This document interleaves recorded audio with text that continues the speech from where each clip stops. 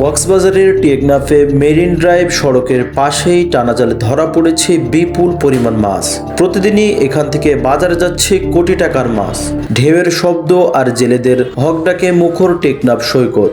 10 থেকে 15 জন জেলে একসঙ্গে টান দিচ্ছেন বিশাল টানা জাল। কিছুক্ষণের মধ্যেই জাল ভর্তি হয়ে ছুটছে ছুরি, চিংড়ি, পোপা, কাঁকড়া সহ নানা প্রজাতির ছোট সামুদ্রিক মাছ। জেলেরা জানান, গত কয়েকদিন ধরেই টেকনাফের খুনকারপাড়া, মহেশখালীপাড়া, সাবরাং ও শহরদ্বীপ পাড়া এলাকায় জাল ফেললেই মিলছে ভালো ফলন। মাছগুলো সঙ্গে সঙ্গেই বিক্রি হয়ে যাচ্ছে স্থানীয় বাজারে। পরে সেগুলো যাচ্ছে টেকনাফ, উখিয়া, কক্সবাজার সহ দেশের বিভিন্ন বাজারে। জেলেরা বলছেন, একটি নৌকা দিনে 4 থেকে 5 বার জাল টানতে পারে। এতে একদিনেই 1 লাখ টাকা পর্যন্ত আয় সম্ভব। সম্প্রতি এক জেলের জালে ধরা পড়ে 109 মণ ছুরি মাছ, যা বিক্রি হয়েছে 8 লাখ টাকারও বেশি দামে।